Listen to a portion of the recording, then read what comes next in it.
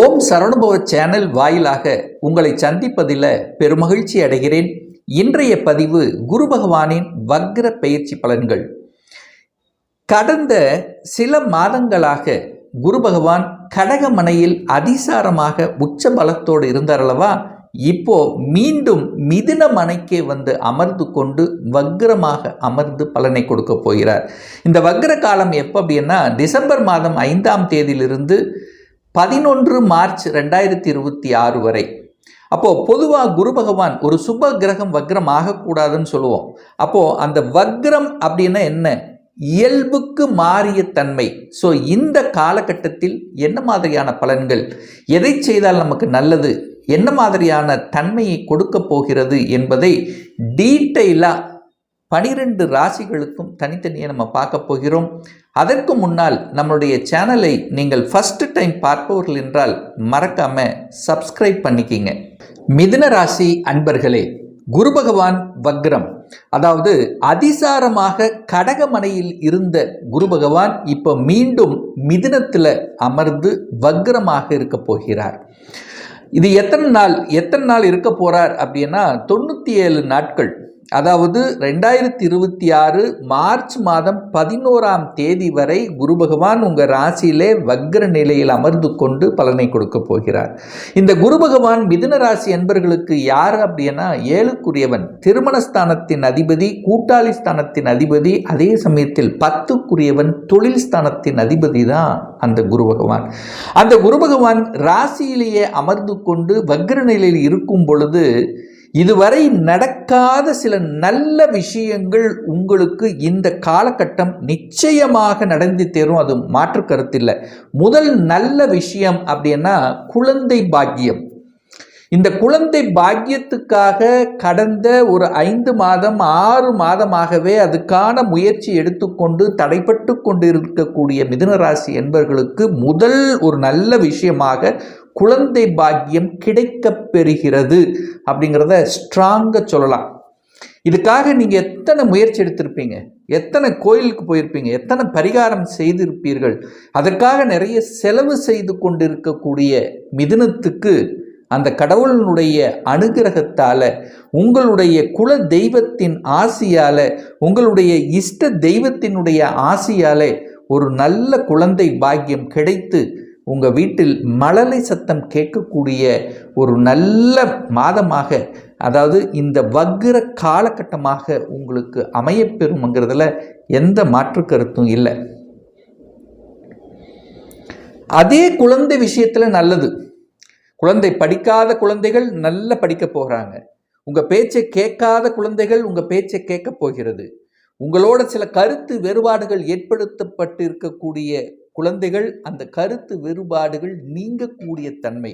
குழந்தைகளால் உங்களுக்கும் உங்களால் குழந்தைகளுக்கும் நல்ல பல விஷயங்களை கொடுக்கக்கூடிய ஒரு அற்புத காலகட்டம் இந்த குரு வக்ர காலகட்டம் அப்படின்னு நான் ஸ்ட்ராங்காக சொல்லுவேன். அடுத்து ஒரு நல்ல விஷயம் என்ன அப்படின்னா திருமணம் தான். நேர 7ஆம் இடத்தை பார்க்கிறார், வக்ரமாகி பார்க்கிறார், உக்ரமாக பார்க்கிறார். தன்னுடைய இயல்புக்கு மாறிய தன்மையில் இதுவரைக்கும் ஒரு 6 மாதமாக திருமணம் நடைபெற்றுவிடும் என்று எல்லா ஜோதிடர்களும் சொல்லியிருப்பாங்க. எல்லாரும் சொல்லியிருந்த கூட இன்னும் அதில் ஏதாவது ஒரு தடைப்பட்டு கொண்டு இருக்கு. நெருங்கி வருகிறது ஏதாவது ஒரு தடை, அல்லது பார்த்துட்டு போயிருப்பாங்க, ஆனால் அதுக்கு பதில் கிடைக்கல. ஸோ இந்த மாதிரி இருக்கக்கூடிய மிதுன ராசி என்பர்களுக்கு இந்த வக்ர காலம், இந்த 97 நாட்களில் நல்ல செய்தி உங்கள் காது கொடுத்து உங்களுக்கு ஒரு திருமண பாக்கியத்தை கொடுக்கக்கூடிய அம்சம் நிச்சயமாக உண்டு. 100% உண்டுன்னு சொல்லுவேன். இதனால் குடும்பத்தில் மன மகிழ்ச்சி, சந்தோஷத்தை தரக்கூடிய நிகழ்வுகள் உண்டு. அப்போ திருமணம் தங்கு தடையில்லாமல் உங்கள் விருப்பமுடைய காதல் இருந்தால் காதல் இசைவு கொடுத்து அதை அக்செப்டன்ஸ் ஏற்படுத்தக்கூடிய தன்மை, அதாவது ஏதோ ஒரு வகையில் தடைப்பட்டு கொண்டிருந்த உங்கள் திருமணம் நல்லபடியாக நடக்கக்கூடிய ஒரு காலகட்டமாக இந்த மிதுனத்துக்கு அமையும். அடுத்த ஒரு நல்ல விஷயம் அப்படின்னா பாக்கியம். 9ஆம் இடத்தை பார்க்குறார்.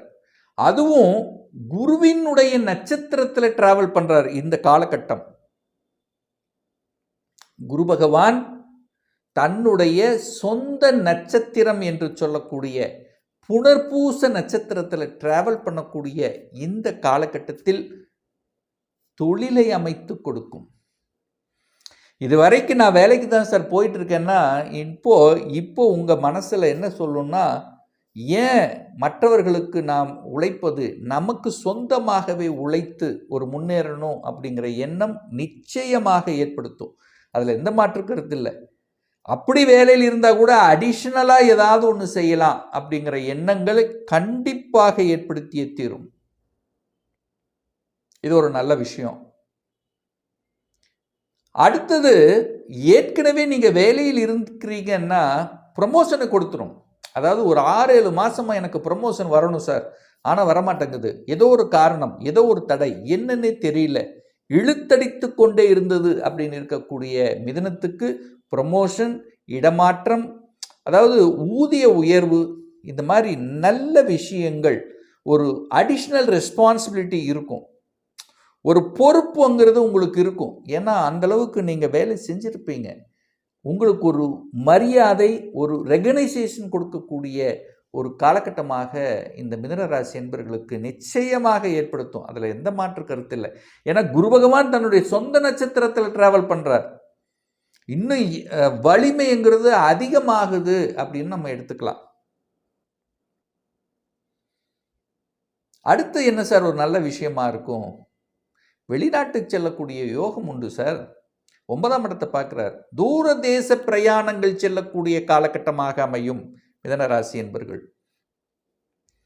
நான் ஒரு விசா அப்ளை பண்ணியிருக்கேன் சார், இன்னும் வரல, விசா கிடைச்சிரும். இந்த காலகட்டத்தில் விசா கிடைச்சிரும். வெளிநாட்டுக்கு அப்ளை பண்ணி வேலைக்காக காத்து கொண்டிருப்பவர்களுக்கு வெளிநாட்டு வேலை கிடைக்கக்கூடிய அமைப்புகள், அப்படி வெளிநாட்டு போகலை அப்படின்னா கூட வெளிநாட்டு தொடர்புடைய கம்பெனியில் வேலை கொடுக்கக்கூடிய அமைப்புகள், சந்தர்ப்பங்கள் இந்த காலகட்டம் உண்டு. ஸோ எப்படியாவது ஒன்று வெளிநாட்டுக்கு வேலைக்கு போகணும், வெளி மாநிலத்துக்கு வேலை போக்கணும், இல்லை அப்படின்னா அது வெளி மாநில தொடர்புடைய அல்லது வெளிநாட்டு தொடர்புடைய கம்பெனியில் வேலை பார்க்கக்கூடிய அமைப்புகள், சந்தர்ப்பங்களை உருவாக்கும். ஒரு சிலர் பார்த்தீங்கன்னா ஒரு கனெக்டிவிட்டி இருக்கும், ஒரு கன்சல்டேஷன் அல்லது ஏற்றுமதி இறக்குமதி, இம்போர்ட் எக்ஸ்போர்ட், கமிஷன் பேஸ்டு ஏதாவது ஒரு ரூபத்தில் உங்களுக்கு ஒரு கனெக்டிவிட்டி கொடுக்கக்கூடிய ஒரு காலகட்டம் தான் இந்த மிதுன ராசி என்பவர்களுக்கு. அடுத்த ஒரு நல்ல விஷயம் என்னன்னா, சொத்து கிடைக்கும். கணவன் அல்லது மனைவிக்கு சொத்து கிடைக்கும் அல்லது வேலை கிடைக்கும். செட்டில் ஆகலை அப்படின்ட்டு இருப்பீங்க பாருங்க, எனக்கு நல்லா படிச்சிருக்கேன் சார், படித்ததுக்குண்டான ஒரு வேலை கிடைக்கல, அல்லது சொத்து, அதாவது கணவன் வழியில் சொத்து அல்லது மனைவி வழியில் சொத்து, ஸோ ஏதோ ஒரு வகையில் பணம் கிடைக்கக்கூடிய அமைப்புகள், சந்தர்ப்பங்கள் இந்த காலகட்டம் உண்டு மிதுன ராசி என்பவர்களுக்கு. அப்போ இந்த காலகட்டம், இந்த வக்ர காலகட்டம், பண ரீதியில் நீங்கள் எடுக்கக்கூடிய முயற்சியினால் சக்ஸஸ் கொடுக்கக்கூடிய அமைப்புங்கிறது உண்டு. திடீர் பணம் என்ன, ஒரு சிலருக்கு எப்போவாவது நீங்கள் போட்டு வச்சுருப்பீங்க, ஒரு 15 வருடங்களுக்கு முன்னாடி எல்ஐசியில் போட்டு வச்சுருந்தேன், ஒரு ஷேரில் போட்டு வச்சுருந்தேன், அது இப்போது வரக்கூடிய வாய்ப்புகள், சந்தர்ப்பங்கள் மிதுன ராசி அன்பர்களுக்கு அதிகமாக புலப்படுகிறது. அடுத்தது கடனை சார்ந்த விஷயங்கள். இப்போ நீங்கள் எங்கே கேட்டாலும் கடன் கிடைக்கும். நான் ஒரு வீடு வாங்கணும் சார், ஒரு வண்டி வாகனம் வாங்கணும்னு ஆசைப்படுறேன், அல்லது வீடு கட்டணும்னு ஆசைப்படுறேன், அதுக்கு கடன் கிடைக்குமா? வங்கியில் கிடைக்கும். கேட்ட இடத்தில் கடன் கிடைக்கக்கூடிய அமைப்புகள் உண்டு. ஒரு சிலருக்கு பார்த்தீங்கன்னா முதலீட்டில் ஆர்வம் உண்டு, முதலீட்டில் இன்வெஸ்ட் பண்ணக்கூடிய அமைப்புகள். வண்டி வாகனங்கள் பழசாயிருச்சு, புதுசாக மாற்றணும், ஒரு 10 வருஷம் ஆகிவிட்டது, அடுத்த ஒரு ரெவல்யூஷனுக்கு போகணும், அடுத்த எனக்கு பிடித்த ஒரு வண்டி ஒரு கொஞ்ச நாள் முன்னாடியே உங்கள் மனசில் ஓடிட்டு இருக்கும், அந்த வண்டி வாகனங்களை வாங்கக்கூடிய அமைப்புகளும் இந்த காலகட்டம் பிரகாசமாக இருக்கிறது இந்த மிதுன ராசி அன்பர்களுக்கு. நல்ல தெய்வ வழிபாடு இன்னும் நல்லா வரணும் சார். தொழில் ரீதியில், குடும்ப ரீதியில், திருமண ரீதியில் ஒரு நல்ல ஒரு செழிப்பாக இருக்கணும். ஏன்னா 10க்குரியவன் தொழில் ரீதியில் இருக்கக்கூடிய பிரச்சனைகளை தீர்க்கணும். தொழிலில் இந்த பிரச்சனை இருக்குது சார், ஸ்டாக்காக இருக்குது, லாபம் கிடைக்கல. தொழில் சார்ந்த விஷயத்தில் நன்மைகள் பெறணும் அப்படின்னா இப்போ குரு வக்ரமாக இருக்கக்கூடிய காலகட்டத்தில் தட்சிணாமூர்த்தி வழிபாடு உங்களுக்கு அனைத்து விதத்திலும், அதுவும் குறிப்பாக வியாழக்கிழமை தோறும் நீங்கள் தட்சிணாமூர்த்தி வழிபாடு செய்தால் தொழில் ரீதியில் இருந்து வந்த தடைகள் நிச்சயமாக விலகும். இது என்பதில் எந்தவித மாற்று கருத்தும் கிடையாது. இன்னும் ஒரு துல்லிய பலன் வேணும். 2026 சொந்த தொழில் செய்வதற்கான கொடுப்பினை இருக்கா? அப்படி இருக்கக்கூடிய பட்சத்தில் எப்போ நம்ம சொந்த தொழிலை ஆரம்பிக்கலாம்? என்ன கோர்ஸ் படித்தா நம்மளுடைய ஃப்யூச்சர் நன்றாக இருக்கும்?